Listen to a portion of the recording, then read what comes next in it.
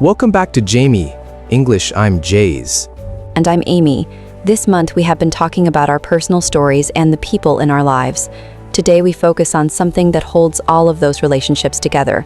Staying in touch. The small, consistent acts of communication that keep friendships and relationships alive over distance and time. In English, there are many ways to talk about this, and the phrases are more specific than you might expect.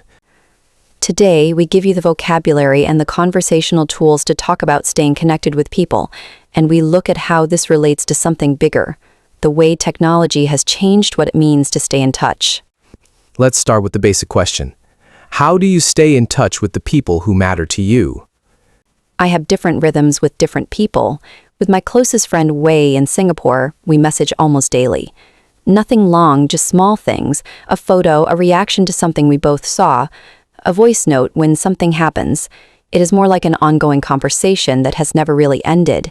With my friend Marcus, who lives in the same city as me, we see each other roughly every 2 weeks, but in between we barely communicate, no messages, no check-ins, we just pick up where we left off. Two completely different styles of staying in touch. Both work, both keep the friendship alive. What they have in common is that neither of us has to think very hard about it. It is just a natural rhythm. That naturalness is important. Forced contact feels different from organic contact. Let's talk about the vocabulary first. Keeping in touch means maintaining regular communication with someone. Catching up means reconnecting with someone after a period of not speaking. We had a long catch-up last week means you had a conversation where you updated each other on your lives. Checking in is a lighter version. It means a brief contact just to see how someone is doing. I just wanted to check in and see how you are. Reaching out means initiating contact, especially after a gap. I should reach out to her. We have not spoken in months. And drifting apart is what happens when contact becomes too infrequent. You drift apart slowly, like two boats that were once close, but have gradually moved in different directions. These phrases are all extremely common in English conversation. You will hear them regularly. Useful sentences using these phrases. We try to catch up every few weeks over a video call. I check in with my parents every Sunday. I have been meaning to reach out to him, but I keep putting it off. We drifted apart after university, but we found each other again years later. Now, let's talk about the different ways people stay in touch and what each one communicates. A phone call or video call is the most personal form of digital contact. It requires real time from both people. It signals, you are worth my full attention right now. A voice note is slightly less formal than a call, but more personal than a text. You hear the person's voice, their tone, their emotion. It is a middle ground that many people find very natural. A text message or instant message is quick and low effort. It says, I thought of you. It does not require the other person to respond immediately. A longer written message, an email or a letter, is rarer now but carries more weight when it arrives. It says, I sat down and gave this time. And social media interaction alike. A comment on a post, a shared video is the lightest form. It says, I saw this and thought of you, or I see you, even if we do not talk. None of these is better than the others. Different relationships use different modes. And what feel appropriate differs between people and cultures. Useful phrases for talking about communication styles with different people. We tend to communicate mainly by blank. She is not much of a texter, so we usually blank. We catch up over video call every blank. I find voice notes much easier than typing long messages. He prefers a quick call over a long message. Now let's talk about the social side of this topic, because how people stay in touch has changed enormously in the last 15 years. Before Spock, staying in touch required more deliberate effort. You called someone at a specific time, you wrote a letter, you made plans to see them. Now in theory, staying in touch is easier than ever. You can message anyone in the world instantly for free. And yet many people report feeling more disconnected than before. They have more contacts than ever but fewer deep connections. There is a paradox here. More communication tools, but not necessarily more meaningful communication. One reason is that when everything is easy, nothing feels special. When you could message someone anytime, you feel less urgency to actually do it. There is a word for this, ambient awareness. The idea that because you see someone's posts and stories on social media, you feel like you know what is going on with them, and so you feel less need to actually talk to them. You know they went on a trip, you know they got a promotion, you saw the photo of their dinner, but you have not had an actual conversation. And that can create a strange feeling. You feel connected, but without the depth of real conversation. Useful phrases for this social discussion. We have more ways to stay in touch than ever, but blank. The ease of communication has not necessarily led to blank. I notice that seeing someone's social media makes me feel blank even though blank. There is a difference between knowing what someone is doing and knowing how someone is doing. That last distinction is important. What you are doing is surface information. How you are doing is how you actually feel. Social media shows us the first real conversation gets to the second. Now let's talk about the effort of staying in touch, because it does require effort even if we sometimes pretend it does not. There is a phenomenon called friendship maintenance. Research shows that most adult friendships require regular contact to survive. Unlike childhood friendships where proximity does the work, adult friendships need intentional effort. Without effort, most friendships fade gradually, not with a dramatic ending, just with increasing distance and decreasing contact until one day you realize you have not spoken in 2 years. This is normal, but it is also worth being aware of. I have a rule I try to follow. If I think of someone and I feel warmth toward them, I contact them. I do not wait for a reason. The thought is the reason. That is a simple and effective rule. And it usually results in a message that says something like, "I was just thinking about you. How are things?" Which is one of the most welcome messages to receive. Useful phrases for initiating contact. "I was just thinking about you. I saw blank and it reminded me of you. We have not caught up in a while and I wanted to check in. How have you been? It feels like ages since we spoke. I have been meaning to reach out for a while." Now let's practice some specific conversational exchanges around staying in touch. Situation 1. You've run into someone you used to know but have not seen in a long time. What do you say? "Oh my goodness, it has been so long. How are you? What have you been up to?" "I know.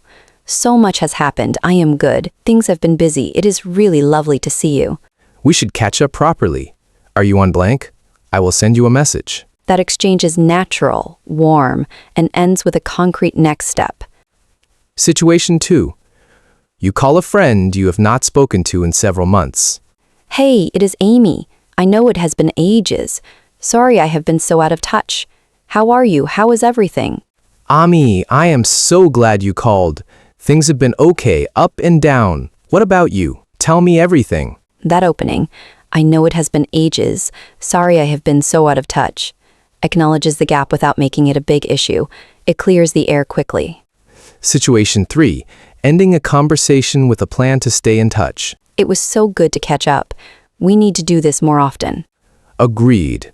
Let's not leave it so long next time. I will message you next week. Perfect. Take care of yourself. You too, speak soon. Speak soon is a very natural way to end a call or conversation. It implies you will talk again before long. There is also talk later, catch you later. We will be in touch. All of these close a conversation warmly. Now let's look at how staying in touch connects to the month of June, which will focus on people and relationships more broadly. Staying in touch is really the foundation of any relationship without contact. Even the strongest bond weakens over time.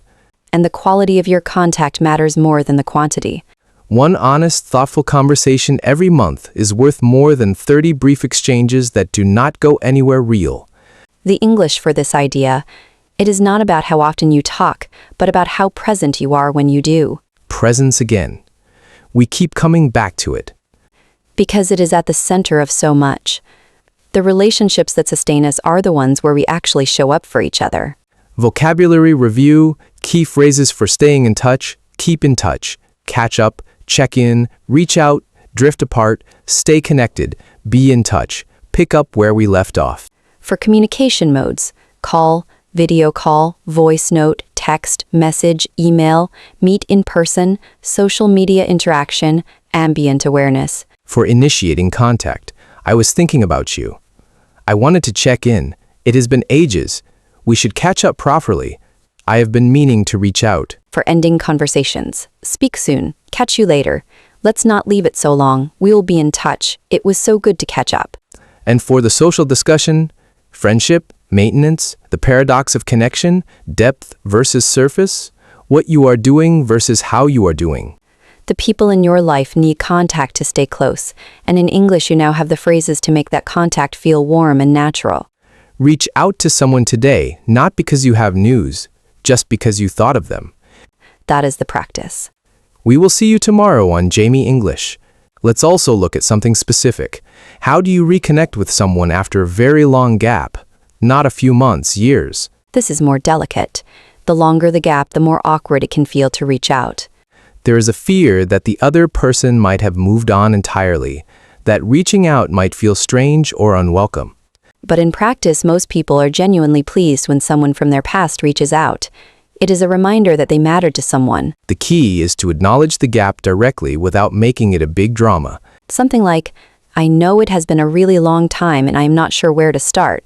I just found myself thinking about you and wanted to say hello. That message is honest, simple, and puts no pressure on the other person to respond in any particular way.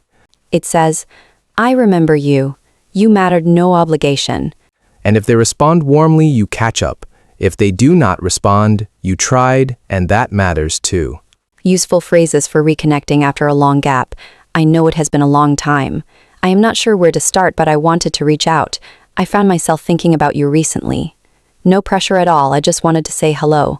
I hope you are well wherever life has taken you.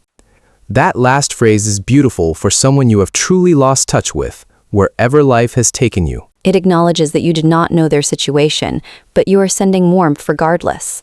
Now let's talk about the awkwardness around responding to messages, because staying in touch goes both ways, and sometimes we are the ones who have not responded.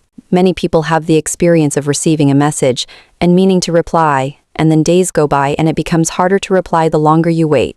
There is actually a word for this in internet culture, left on read. It means you saw the message but did not respond. And the longer you leave it, the more the silence feels like something. When you do finally reply after a delay, the natural English is, I am so sorry for the slow reply, or please excuse my late response, or more casually, sorry, life got away from me there. Life got away from me is a wonderful phrase. It means things became so busy and full that time passed without you noticing. It is honest without being an elaborate excuse, and most people relate to it immediately. Useful phrases for apologizing for a delayed response. Sorry for the slow reply. I meant to reply sooner. Life got away from me. I have been terrible at keeping in touch lately. Better late than never, I hope. Better late than never is a classic English expression. It means that doing something late is still better than not doing it at all. And it carries a light humor that diffuses the awkwardness of a late reply. Now, let's look at cultural differences in what keeping in touch actually means. In some cultures, regular contact is expected, and the absence of it is read as coldness or disinterest. If you do not message someone for a week, they wonder if you are upset with them. In other cultures, long silences between contacts are completely normal and not rated as meaningful. You pick up easily after weeks or months of silence. When people from these different cultural backgrounds are in the same friendship, misreadings can happen. One person thinks, they have not messaged me in 2 weeks, something must be wrong. The other person thinks, we will catch up when we catch up, no rush.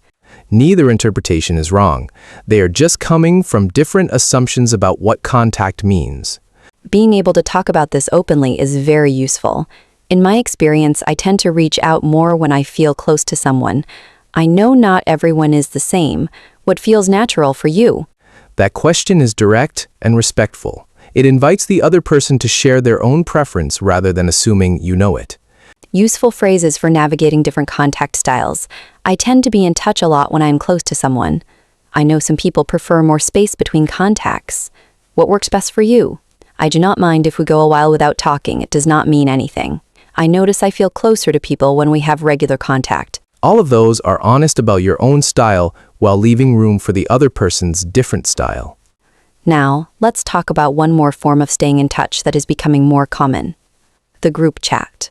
The group chat with family, the group chat with old friends from school, the group chat with colleagues. Most people have several. Group chats are interesting because they create a kind of ambient togetherness. You can follow what is happening without actively participating. But they can also create pressure if everyone else is active and you are quiet. It can feel like you are absent even if you are reading everything. Useful phrases for group chat conversation. Just catching up on this chat, lots to read. Ha. Sorry I have been lurking. Things have been hectic. Great to see everyone. Been quiet from my end, but I am still here. Can we arrange something? It has been too long. Lurking in online communication means reading without posting. It is neutral, not negative, just observing. And I am still here is a gentle way of making your presence felt without having had much to say. The key with any form of communication is that the other person feels that you genuinely care about them. The medium matters less than the sincerity. A short voice note that sounds warm and real is worth more than a long, formal message that sounds like a report. Tone carries meaning, especially in English, where tone shifts meaning significantly. Your challenge today. Think of one person you have been meaning to contact. Send them a message right now, not a long one just, I was thinking about you. How are things? 3 seconds to send. Possibly a conversation that matters. That is the practice. Thank you for being here. We will see you tomorrow.